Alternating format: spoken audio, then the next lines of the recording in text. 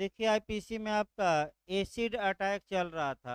यानी कि आपका बैठिए हो अम्ल से हमला या अम्ल फेंकना। बैठिए।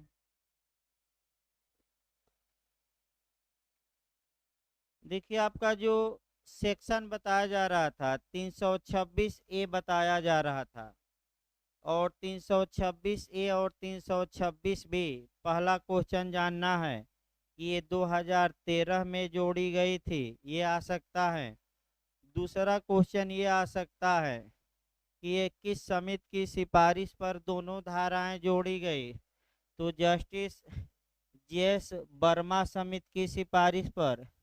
तीसरा क्वेश्चन ये आ सकता है कि ये धाराएं कब से लागू हुई, तो डेट भी पूछा जाता है। और वह डेट है आपका 3 फरवरी 2013। किस कारण से जोड़नी पड़ी, तो वहीं आपका जो महिला थी जो जिस पर छपाक फिल्म बनी है और सुप्रीम कोर्ट तक अपने अधिकारों के लिए लड़ी थी। यानी कि समाज का ताना सुनते हुए सुप्रीम कोर्ट तक अपने हक के लिए लड़ी थी। और उसके बाद ये सब कानून में बदलाव लाया गया।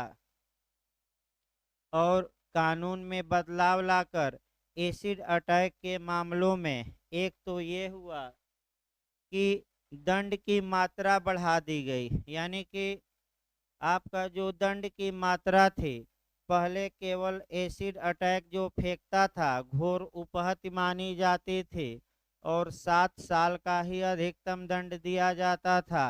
लेकिन अब दंड की मात्रा काफ़ी बढ़ा दी गई है। दूसरा, चूंकि पीड़िता को मुआवजा नहीं मिलता था, तो स्पष्ट आपका कह दिया गया है कि पीड़ित को मुआवजा न्यायालय देगा और जितना इलाज में खर्चा लगेगा वह अभियुक्त द्वारा ही वसूला जाएगा। और खर्चा के अलावा जुर्माना अलग होगा। यानी कि जुर्माना तो लगेगा ही, और जो प्रतिकर दिलवाया जाएगा पीड़ित को वह जुर्माने के अलावा होगा। इसके पहले नियम ये था, सीआरपीसी की धारा 357 में नियम था कि यदि न्यायालय चाहें तो पीड़ित को जुर्माना जो अभियुक्त पर लगाता है उस जुर्माने की पूरी रकम या कुछ रकम प्रतिकर के रूप में जिसके प्रति अपराध हुआ है दिलवा सकता है। लेकिन एसिड अटैक के मामलों में ये प्रतिकर दिलवाना अब विवेकाधिकार नहीं है, बल्कि न्यायालय का क्या है, कर्तव्य है। और ये कर्तव्य अब बाध्यकारी बनाया गया, विवेक नहीं है। 357 सीआरपीसी न अप्लाई करिएगा। अब 326 ए और बी में स्पष्ट प्रावधान कर दिया गया। तो देखिए अब धाराओं को देखा जाए। अब आपका सेक्शन वाइज देखा जाए, 326 ए निकाल लीजिए। आपका 326 ए देखिए आपका क्या कहा गया है।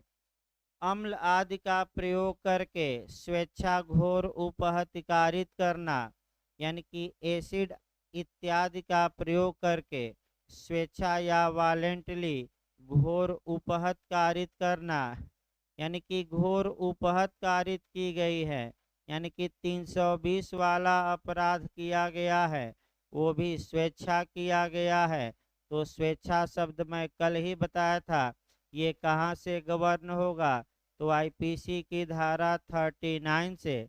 और कब कहा जाएगा कि अभियुक्त ने स्वेच्छा घोर उपहत की है, तो ये 322 में परिभाषित है। यानी कि धारा 39 पढ़ना है, फिर 322 पढ़ना है और फिर 326 ए पढ़ना है। स्वेच्छा स्वेच्छा घोर उपहत्य आपका 322 में, और आपका 326 में एसिड अटैक करके स्वेच्छा घोर उपहत्य कारित करना। तो देखिए अब बेरेट की भाषा, जो कोई किसी व्यक्ति के शरीर के किसी भाग, तो कल भी बताया गया कि किसी व्यक्ति के शरीर के भाग, यानी कि ये जो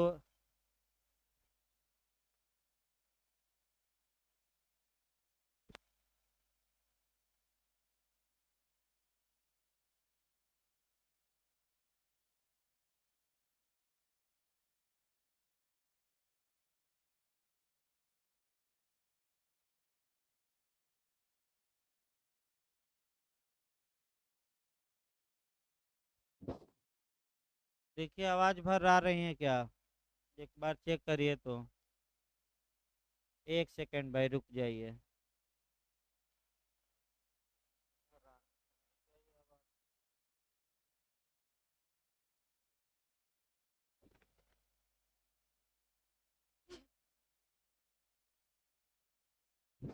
हेलो।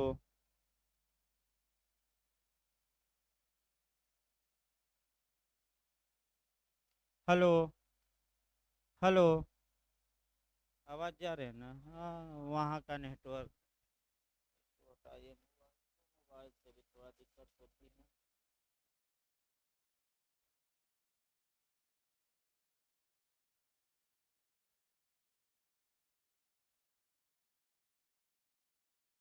हेलो। देखिए वहाँ का नेटवर्क किसी का खराब होगा अपना वहाँ का नेटवर्क खराब रहेगा तब भी दिक्कत होगी। देखिए आपका किसी व्यक्ति लिखा है। किसी व्यक्ति का मतलब ये हुआ कि चाहे पुरुष के प्रति ये अपराध किया जाए या महिला के प्रति किया जाए, 326 से दोनों मामलों में समान रूप से लागू होगी।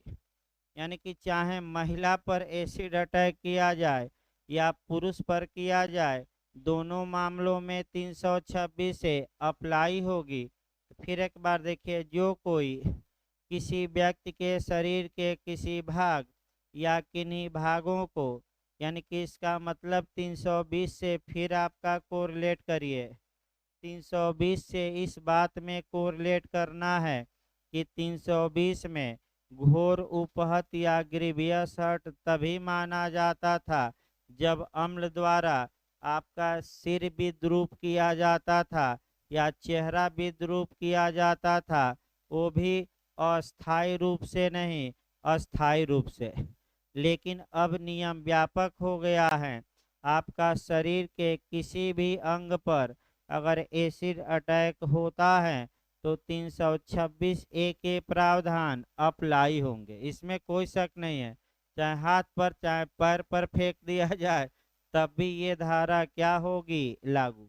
भाई थोड़ा व्यापक किया गया, वही अंतर बताया जा रहा है पुराने नियम और नए नियम से। आगे देखिए, किन्हीं भागों को उस व्यक्ति पर अम्ल फेंक कर मतलब एसिड फेंक कर, यानी कि छपाक से फेंक दीजिए कल बताया गया था, या अम्ल देकर का मतलब या तो एसिड पिला दिया गया या इंजेक्शन द्वारा शरीर में एसिड पहुंचा दिया गया या किसी पदार्थ में मिलाकर खिला पिला दिया गया, तो इसे हम कहेंगे अम्ल देकर।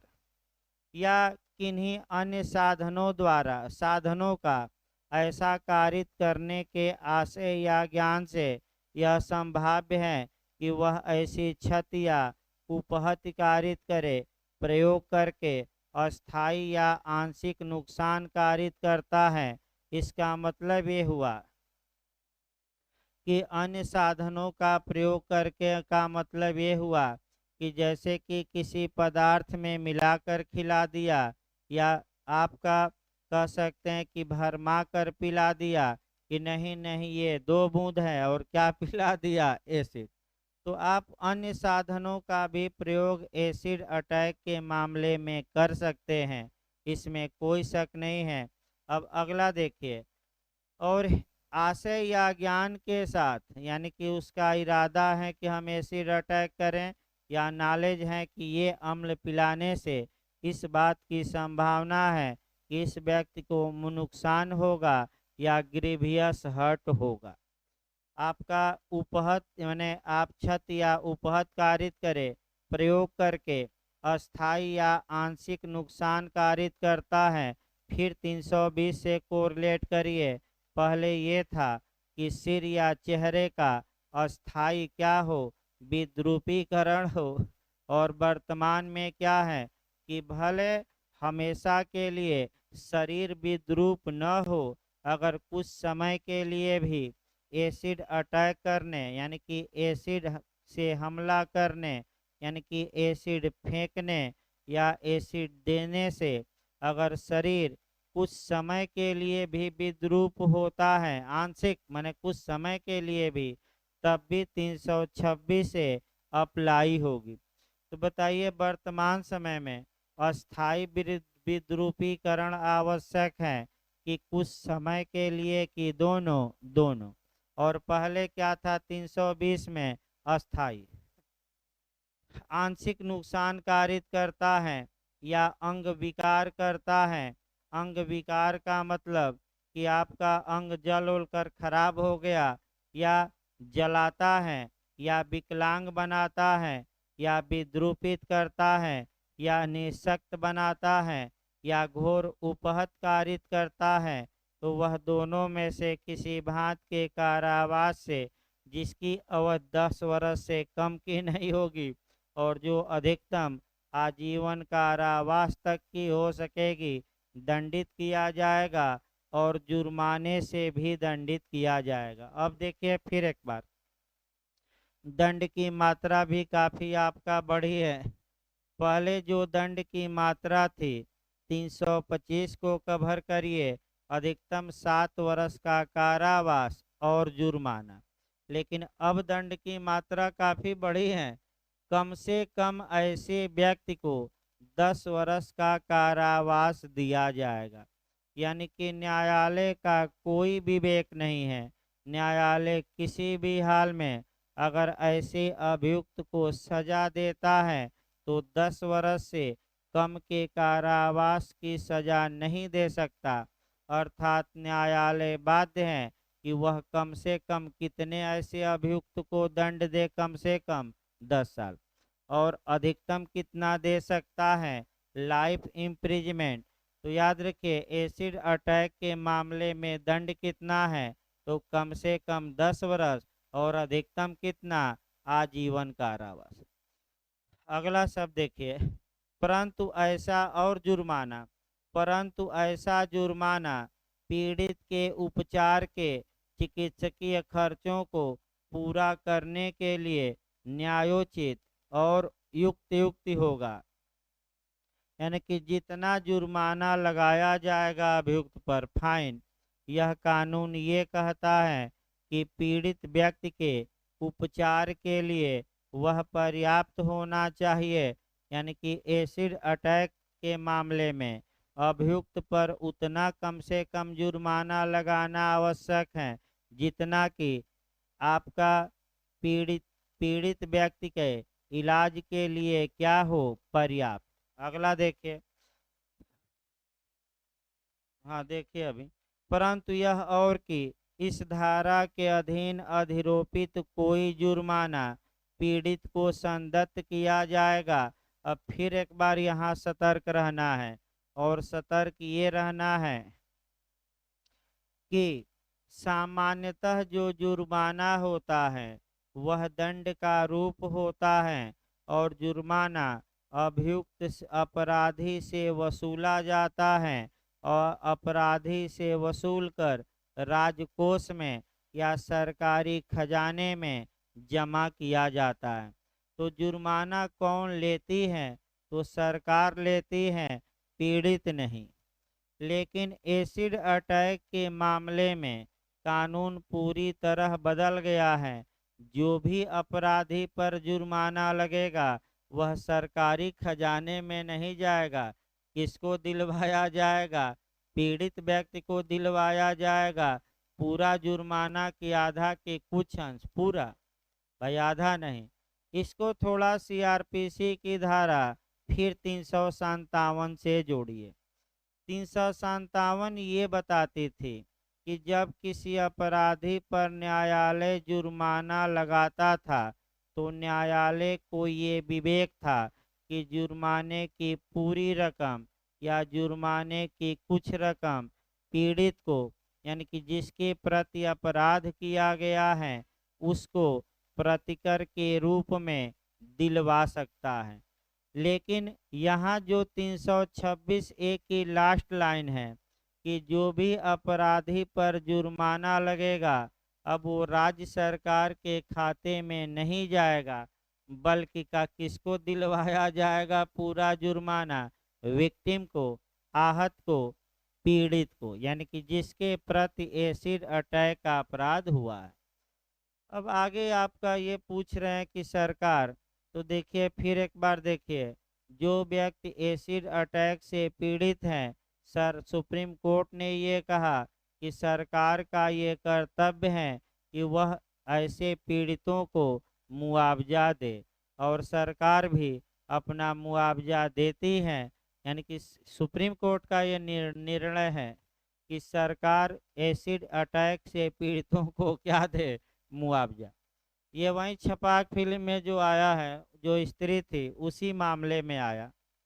अगला देखिए आपका 326 बी देखिए, यहाँ हमला नहीं किया जा रहा है एसिड अटैक से, बल्कि हमला करने का प्रयत्न किया जा रहा है, अटेम्प्ट किया जा रहा है। देखिए अब आपका बेरेक्ट स्वेच्छा अम्ल फेंकना या फेंकने का प्रयास करना, अटेम्प्ट करना।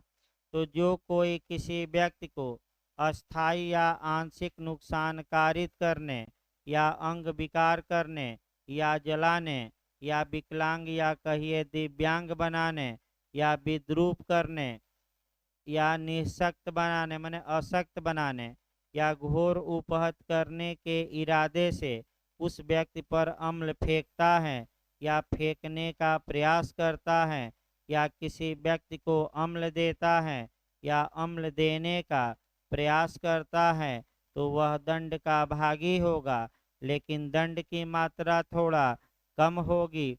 आपका कम से कम 5 साल और अधिकतम कितना, 7 साल और जुर्माना। यानी कि कुल मिलाकर हम ये कह सकते हैं कि एसिड अटैक अगर करता है और इसलिए करता है कि दूसरे व्यक्ति पर एसिड की मात्रा पहुंच जाए, लेकिन पहुंचती नहीं, तो ऐसी दशा में आपका दंड की मात्रा कम है।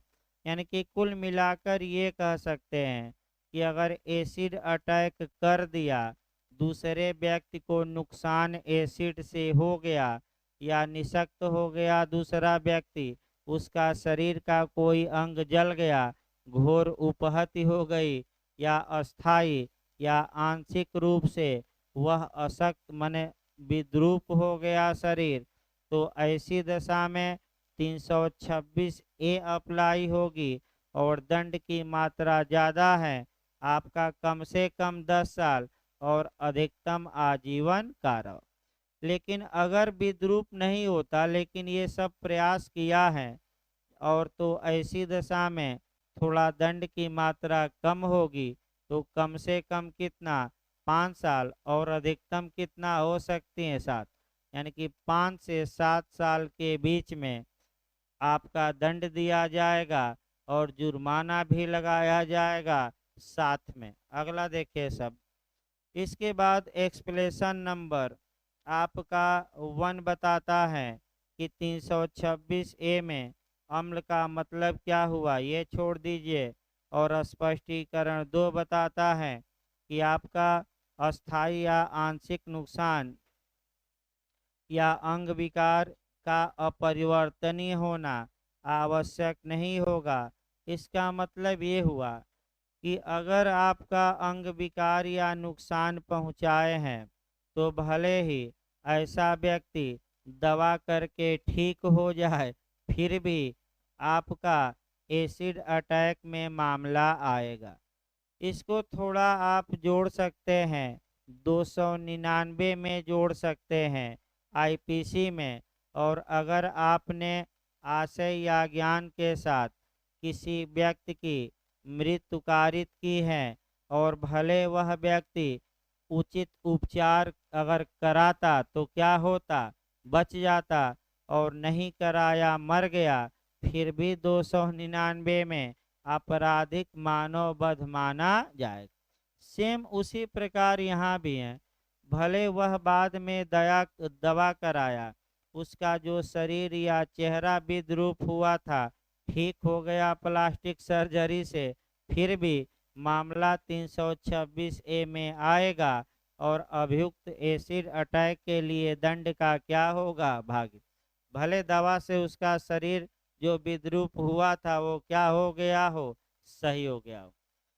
तो आइए अगला देखा जाए 327 आपका संपत्ति उद्यापित करने के लिए या अवैध कार्य कराने को मजबूर करने के लिए स्वेच्छा उपहत कारित करना। इधर से भी आपका क्वेश्चन बनते हैं भाई, इधर से आपका दो धाराएं महत्वपूर्ण है।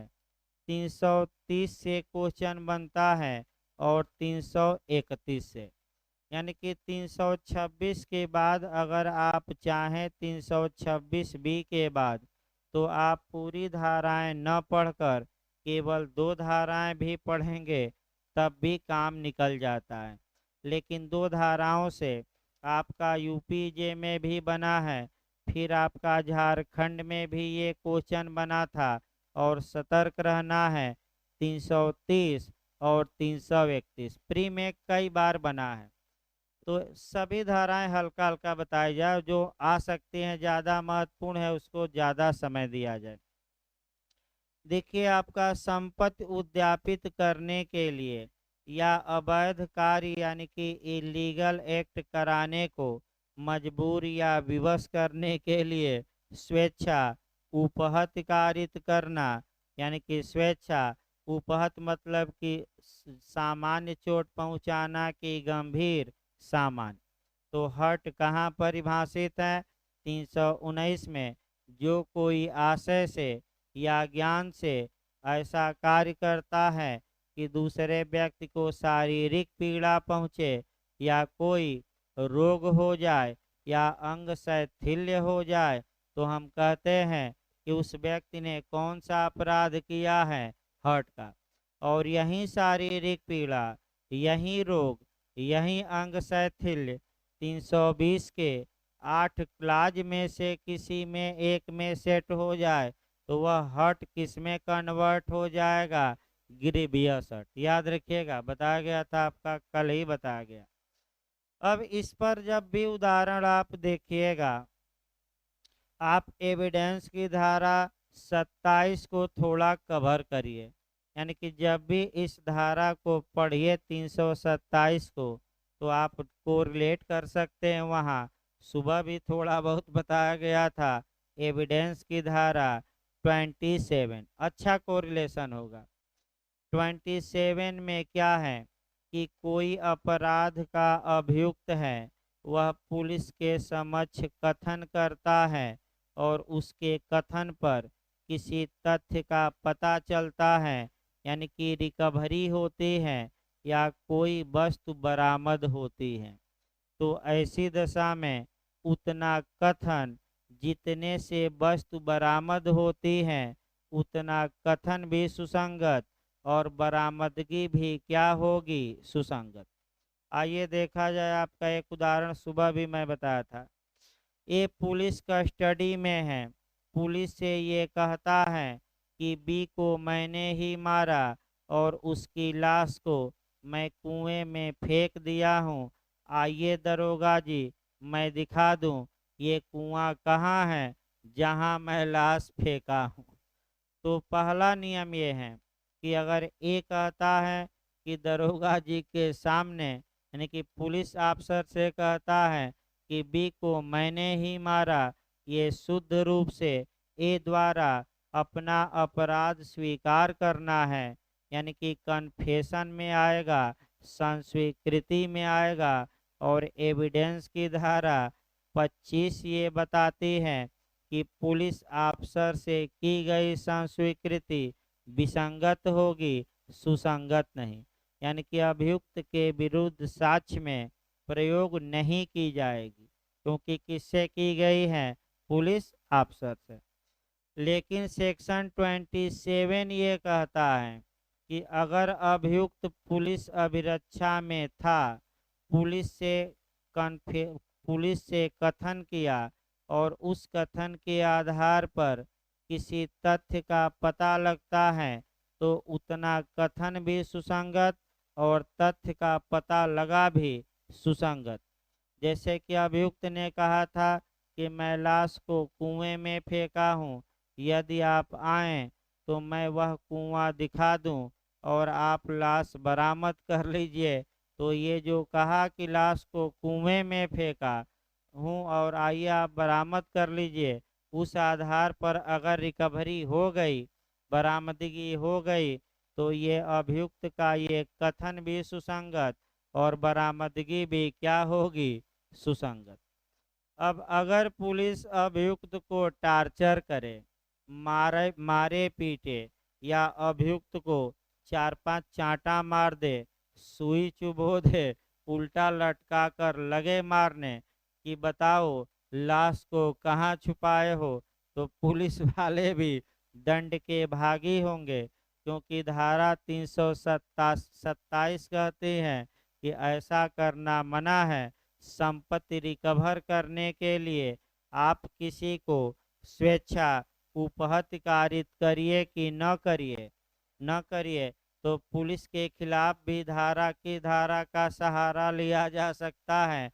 327 के तहत मुकदमा हो सकता है कि इन्होंने धारा 27 एविडेंस एक्ट के तहत रिकवरी के लिए अभियुक्त को क्या पहुंचाई थी, उपहति, यानी कि साधारण चोट, इसलिए महत्वपूर्ण है। इसके बाद आपका 330 और 331 ज्यादा पूछा जाता है। 330 के सभी दृष्टांत याद करना है। 4 उदाहरण दिए गए हैं, चारों उदाहरणों को अच्छे से तैयार रखेंगे, और एक उदाहरण भी मेंस में बना है। प्री में तो कई बार ये दोनों धाराएं बनी, अंडरलाइन कर लीजिए, इसको भी हम जोड़ेंगे आपका। आइए देखा जाए आपका, देखिए आपका दोनों में अंतर क्या है। आपका संस्वीकृति उद्यापित करने या विवश करके संपत्ति का प्रत्यावर्तन कराने के लिए स्वेच्छा उपहति कारित करना। अब पहले तो पॉइंट पकड़ लीजिए कि कन्फेशन कराने के लिए अगर कोई लोक सेवक या कोई लोक सेवक भले न हो, दूसरा व्यक्ति, फिर एक बार समझिए, ये धारा केवल पुलिस के लिए नहीं है, ये धारा सभी के लिए बनी है। अगर कन्फेशन कराने के लिए अभियुक्त को कोई भी व्यक्ति, चाहे पुलिस हो, जमींदार हो या प्रधान जी हो, उससे मतलब हमें नहीं है, सभी के लिए लागू होगी।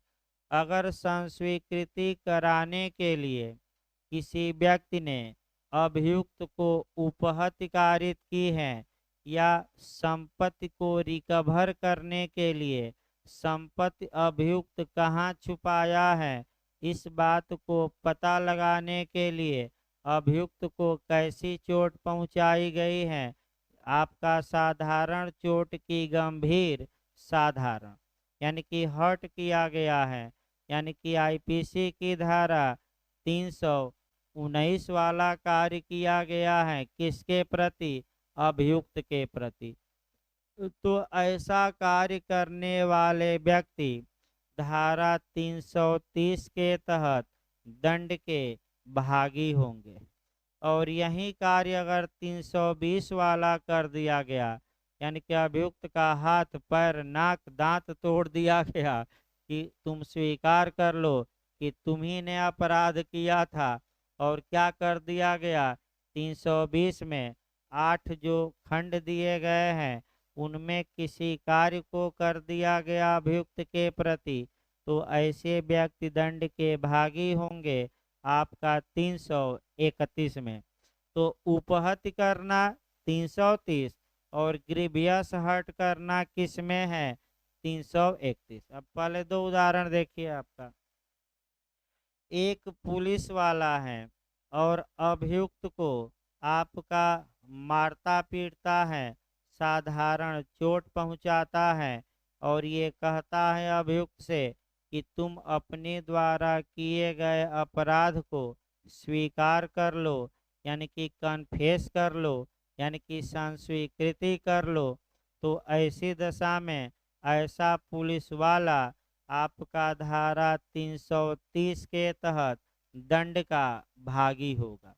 और पुलिस वाला ऐसा मार दिया अभियुक्त को कि अभियुक्त का हाथ पैर ही टूट गया, या अभियुक्त का दांत टूट गया, एक आंख हमेशा के लिए अंधी हो गई, या अभियुक्त 20 दिन तक कहाँ भर्ती रहा, अस्पताल में, और अपना सामान्य कामकाज करने में क्या रहा असमर्थ, तो ऐसे पुलिस वाले दंड के भागी होंगे।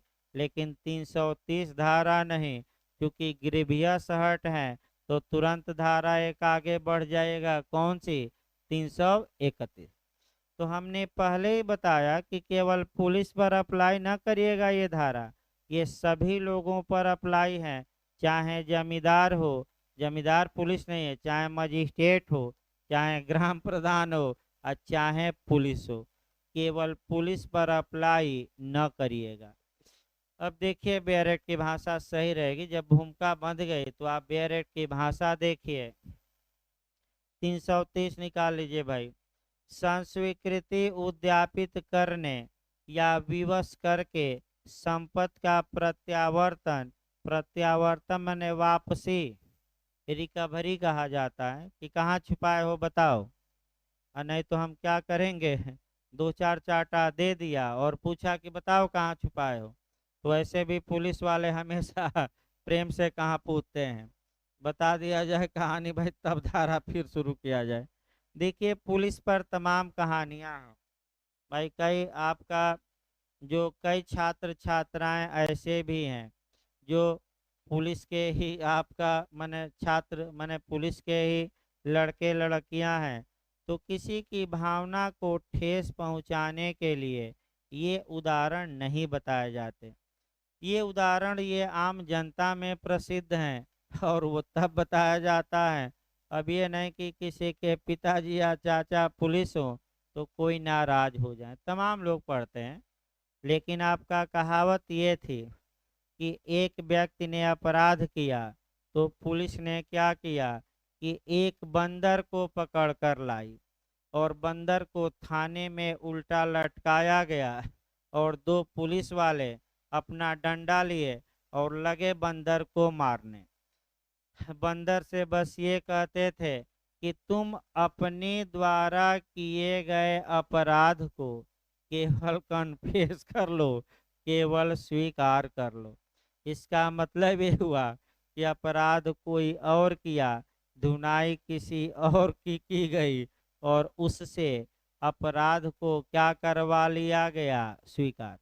लेकिन पुलिस को हमेशा इस बात को ध्यान में रखना चाहिए कि जो भी पुलिस के समक्ष अभियुक्त अपराध स्वीकार करता है उसका साक्ष्य में 1% भी महत्व नहीं है, कोई महत्व नहीं है। और एविडेंस की धारा 25 ऐसे संस्कृति को साक्ष्य से क्या करती है, बाहर। तो पुलिस को चाहिए क्या कि संस्कृति न कराकर एविडेंस क्या करे, एकत्र करे, शॉर्टकट रहा। लेकिन आज भी भारत की पुलिस सुधरी नहीं इसीलिए न 95% अपराधी कोर्ट से बाइज्जत बरी होते हैं। क्यों?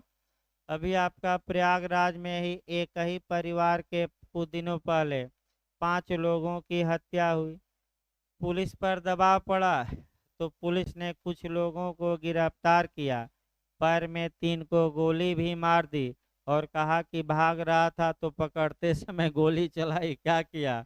और जबकि ये नहीं, वो नज़दीक से गोली मारी गई होगी, क्योंकि बौखलाई थी पुलिस कि हमारी क्या हो रही है किरकिरी, आपका योगी जी से लेकर और आईजी डीआईजी सब गरियाए होंगे, इसमें कोई शक नहीं है, गाली दी जाती है। ये नहीं कि आपका प्रेम से पुलिस आपका माने भाषा बोलती है, वो ट्रेनिंग से ही गाली शुरू हो जाती हैं, इसमें कोई शक नहीं है। तो ऐसी दशा में अब समस्या ये है कि एसपी साहब आते हैं मीडिया के सामने, अभियुक्तों को भी पेश करते हैं और कहते हैं कि सभी अभियुक्तों ने अपना अपराध क्या कर लिया है, स्वीकार। अभियुक्तों को आगे कर देते हैं। अभियुक्त पुलिस की अभिरक्षा में मीडिया को बताता है कि मैं ही मारा, तो क्या इसका 1% भी साक्ष्य में महत्व है? और जैसे ही 2-4 माह बाद मुकदमा कोर्ट में जाता है तो पुलिस क्या जो कहानी थी टाँय टाँय फिस हो गई, और अभियुक्त बाइज्जत क्या हो जाता है, बरी। तो पुलिस को कन्फेस न करा के क्या कराना चाहिए, साक्ष्य एकत्र करे, ताकि मामला कोर्ट में क्या हो, टिक पाए।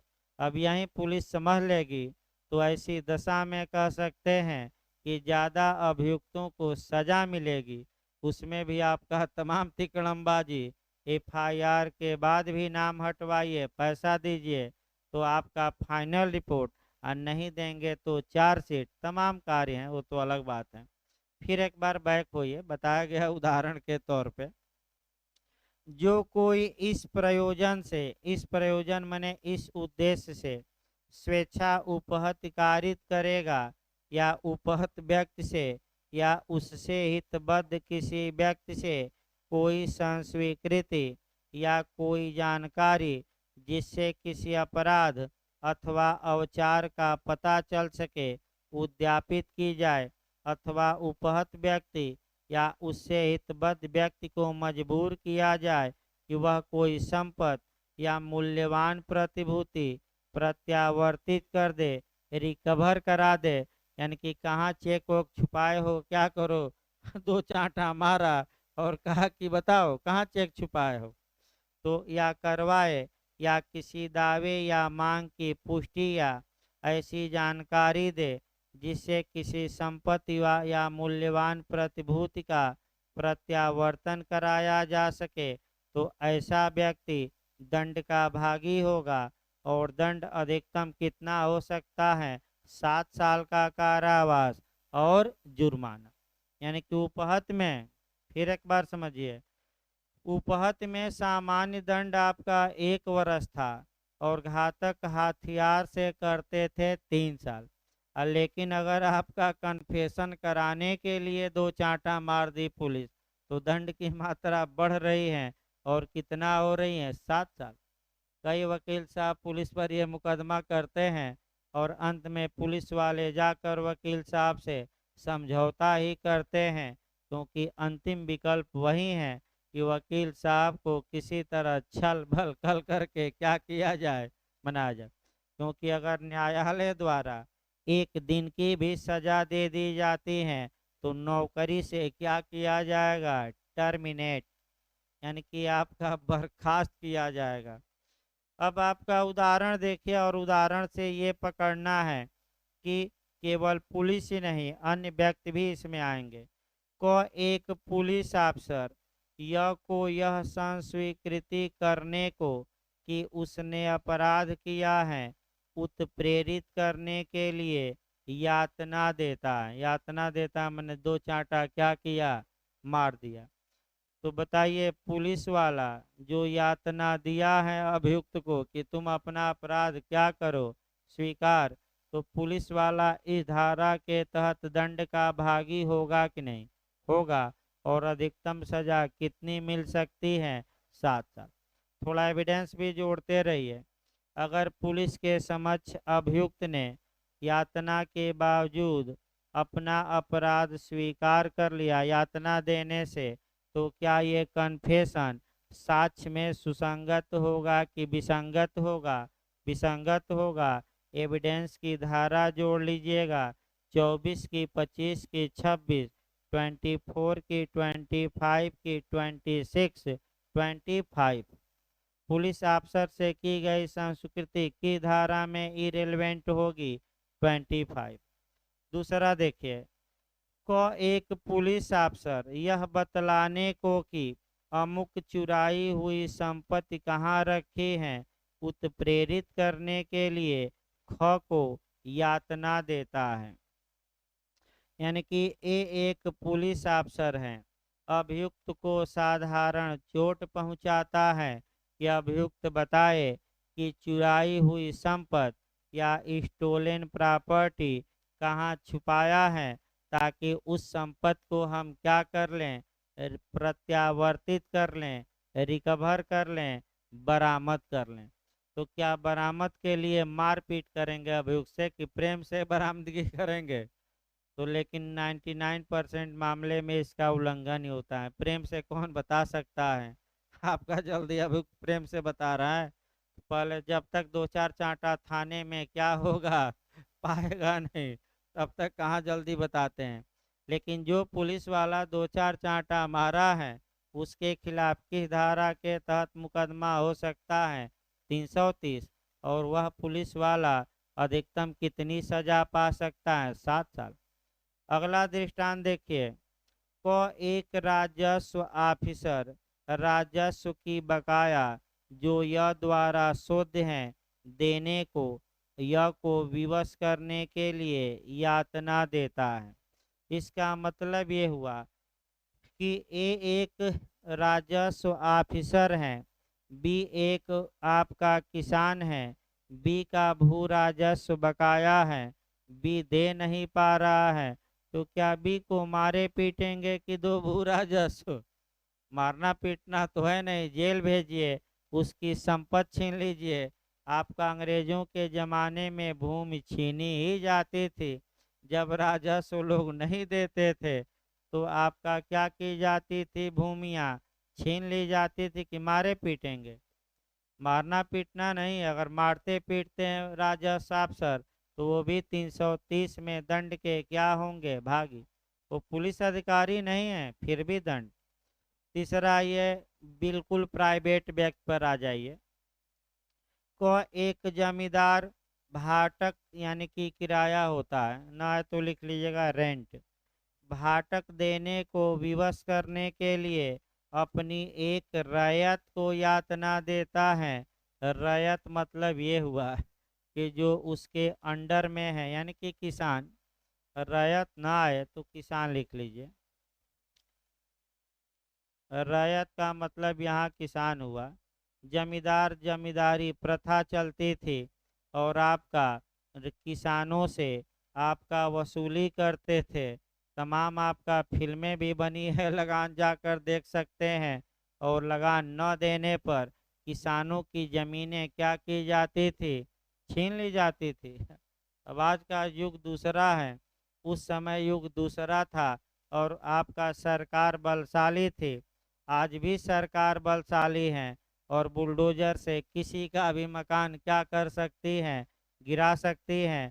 क्योंकि ये सही बात है, चाहे हमारा मकान हो या आपका मकान हो, जो नक्शा पास हुआ है, नाइन मैंने बहुत कम ही मकान ऐसे मिलेंगे जो नक्शा के अनुसार बने हों। तो अगर सरकार चाहे तो आपका करोड़ों मकानों को क्या कर सकती हैं? ध्वस्त कर सकती हैं। और जमीन भी देखी जाएगी, स्टेट लैंड पर बना है तब भी ध्वस्त। सरकारी जमीन थी और आपका प्रधानमंत्री आवास योजना पास हो गया तो हुआ कि ये योजना तो सरकार ने दिया है मकान, तो राज्य सरकार कहती है कि पीएम दिए थे, सीएम थोड़े दिए थे। और सर ये जमीन सीएम की है यानी कि स्टेट लैंड है यानी कि राज्य सरकार की है। हमारी जमीन से तुरंत क्या करो? हटो। अभी सुप्रीम कोर्ट में मुकदमा चल भी रहा है। अब देखिए क्या फैसला देता है, वो तो अलग बात है। आइए 331 देखा जाए भाई। बस अब अंतर ये रहेगा, फिर एक बार अंतर देखिए, एक पॉइंट अंतर करिए। अगर ये सब कार्य करने के लिए उपहत कारित की गई हैं तो मामला धारा 330 में, और अगर ग्रीवियस हर्ट या गंभीर चोट या घोर उपहत कारित की गई हैं तो मामला जाएगा 331 में। यानी कि जितने उदाहरण 330 में हमने बताए, अगर बस उसमें एक लाइन जोड़ दे कि ग्रेवियस हर्ट करता है तो सभी उदाहरण किस में सेट हो जाएंगे? 331 में, और कोई अंतर नहीं है। तो उपहत करता है तो 330 और घोर उपहत करता है तो 331। तो बताइए दंड की मात्रा बढ़नी चाहिए कि घटनी चाहिए? तो बढ़नी चाहिए। तो उपहत में 7 साल था तो घोर उपहत में कितना हो जाएगा? 10 साल। तो याद रखिएगा, बहुत पूछा, भले समय 15 मिनट लगा, 10 मिनट, लेकिन बहुत ज़्यादा ये क्वेश्चन आ रहा है, गलत ना हो। अब उपहत तो धारा 330 और घोर उपहत में 331। देखिए आगे भाई आपका, इसके बाद आपका कह सकते हैं कि 333 भी हमेशा पुलिस लगा ही देती है कि लोक सेवक को अपने कर्तव्य से भयभीत करने के लिए स्वेच्छा घोर उपहतकारित करना। तो हमेशा पुलिस पर हमला जब किया जाता है तो ये भी धारा लगा देती है पुलिस कि हम गए थे अपराधियों को पकड़ने और ये दो चांटा हमें क्या किया, पुलिस वाले को मार दिया। तो कई धाराएं लगा देती हैं, 333 भी हैं। 334 बता दिया गया कि स्वेच्छा घोर उपहत किया है लेकिन प्रकोपन में आकर। तो बताइए, प्रकोपन या प्रोवोकेशन आंशिक बचाव है कि पूर्ण बचाव है? एक क्वेश्चन और बताएं, पूर्ण ना मार दीजिएगा, आंशिक है। अगर उत्तेजनावश या प्रकोपित होकर, आगे बताया जाएगा डिटेल में, कार्य किया जाता है तो दंड की मात्रा बढ़ेगी कि कम होगी? कम होगी। तो अगर बिना प्रकोपन के उपहत कारित करते हैं तो दंड की मात्रा 323 में कितनी थी? 1 साल या 1000 रुपया जुर्माना। और अगर आपको प्रकोपित कर दिया गया, प्रकोपन के कारण आत्म संयम क्या किए हैं? खो दिए हैं, तब दंड की मात्रा कम होगी कि ज़्यादा? कम होगी। और बताया भी गया था 1 मास का कारावास या 500 रुपया जुर्माना या दोनों। इसी प्रकार आप कोरिलेट कर सकते हैं, और भी हैं लेकिन कोरिलेट यहाँ करिएगा आईपीसी की धारा 300 का अपवाद नंबर फर्स्ट से। कोरिलेट कर लीजिए उसी पर।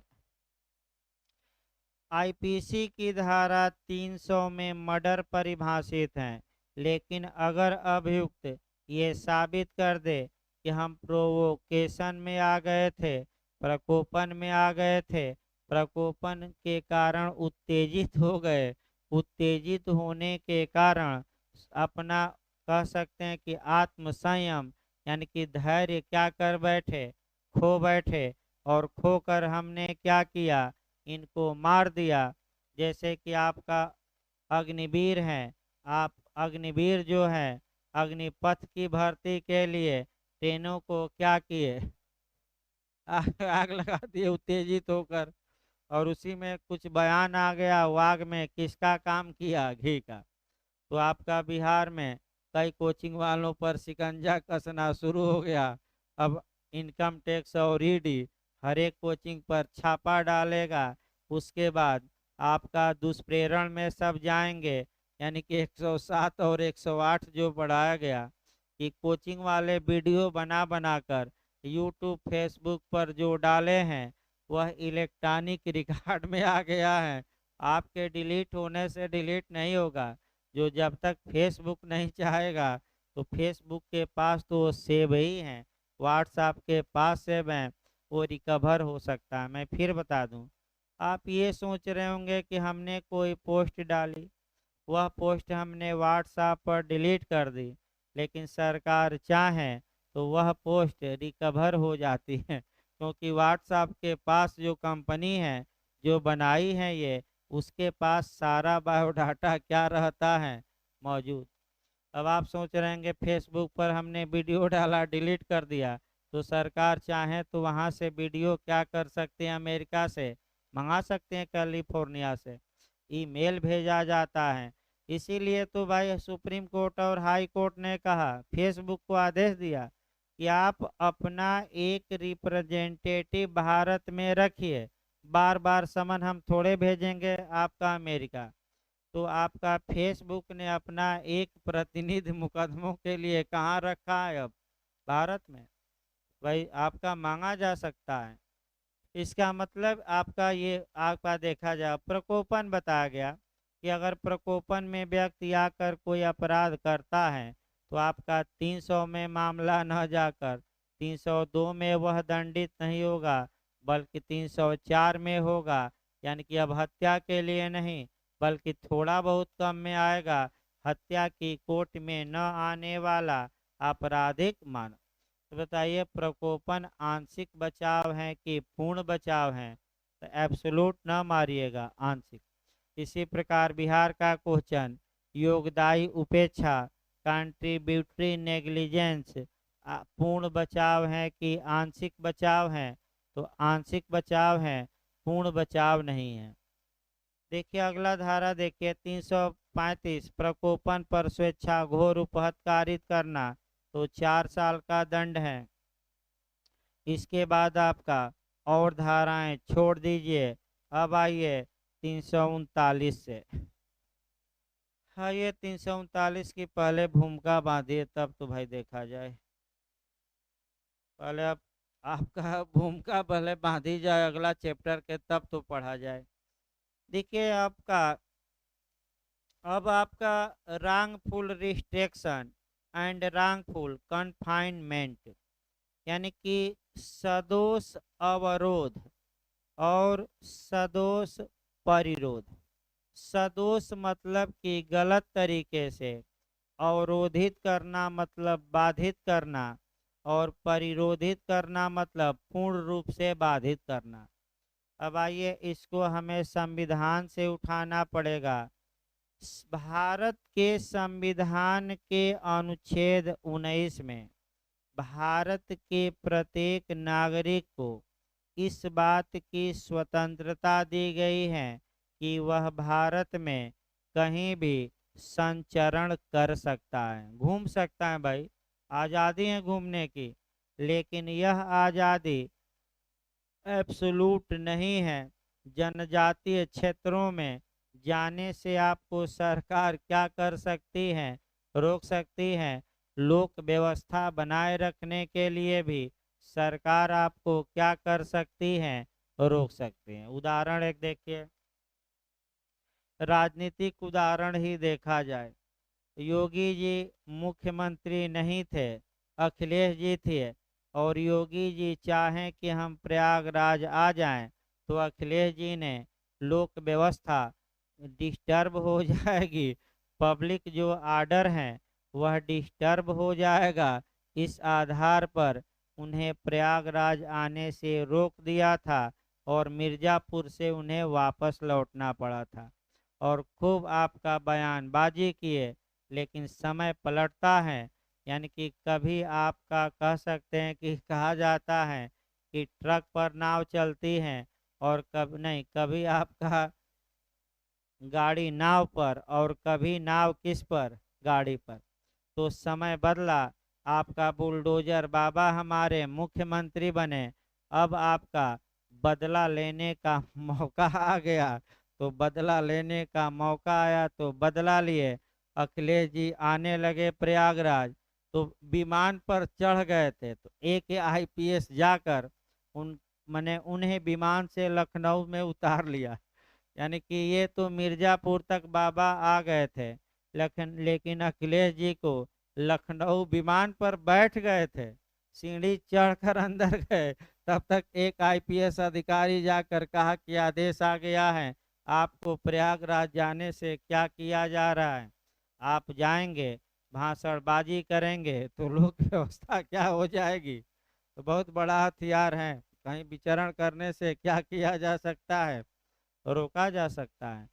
तो आपका ये राजनीति है। जैसे कि आपका महाराष्ट्र में इस समय चल रहा है, उद्धव और तमाम लोग आपका हनुमान चालीसा से रोक दिए। यही भाजपा को मौका मिला, और जो जो शिवसेना के आपका जो विधायक थे, उनके दिमाग में एक एक बात भरना शुरू कर दिया भाजपा ने कि देखो तुम्हारे मुख्यमंत्री हैं।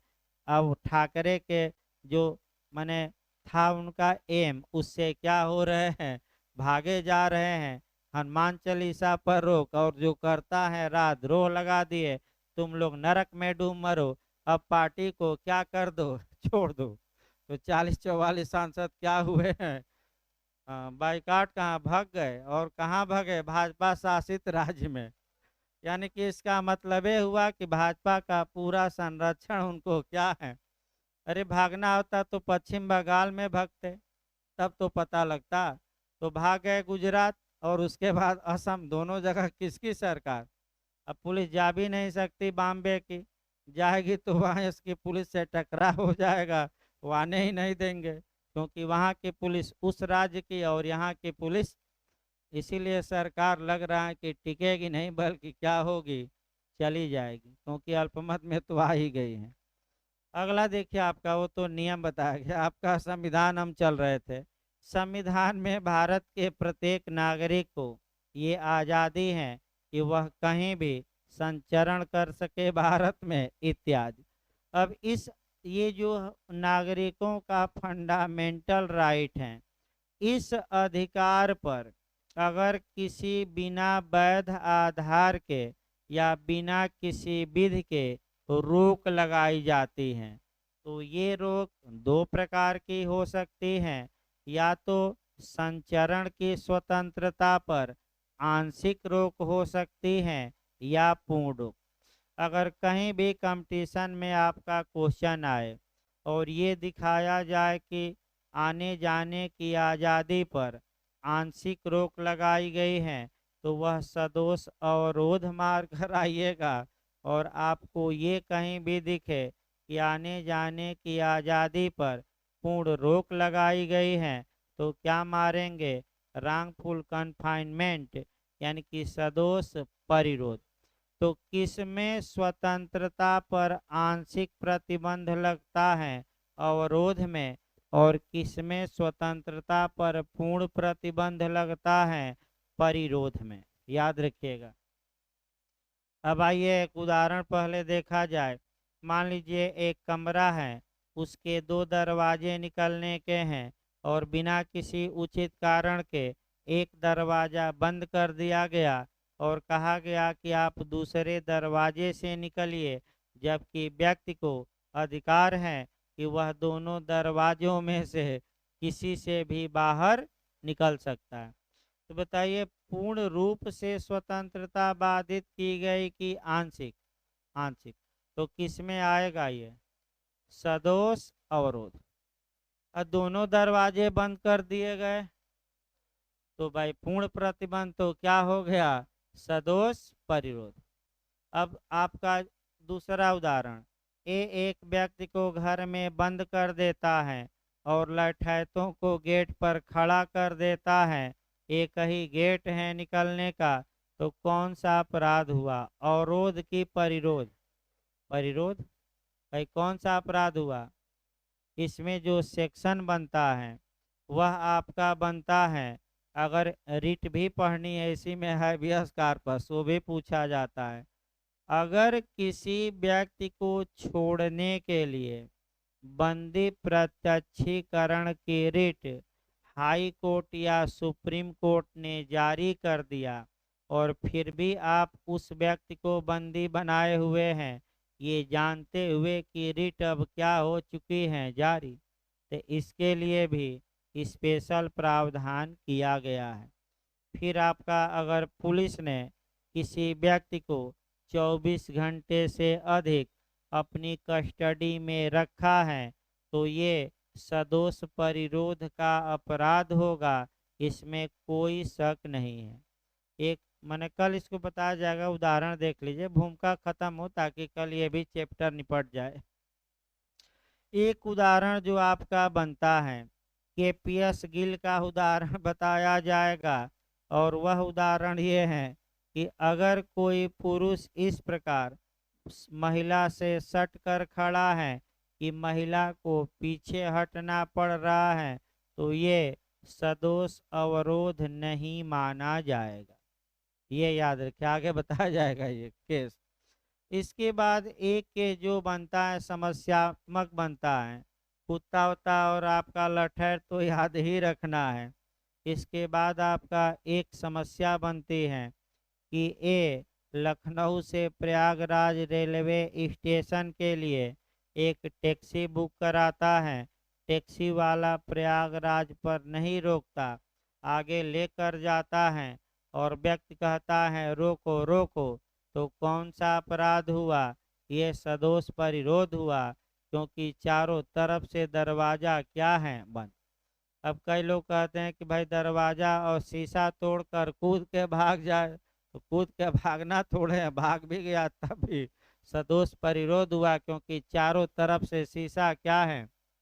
यही सब उदाहरण दो चार बनते हैं। तो पर लास्ट लाइन ये रही कि अगर आपका अवरोध रहे तो स्वतंत्रता पर कैसी रोक? आंशिक, यानी कि दो रास्ते हैं तो एक से जाइए लेकिन एक से न जाइए।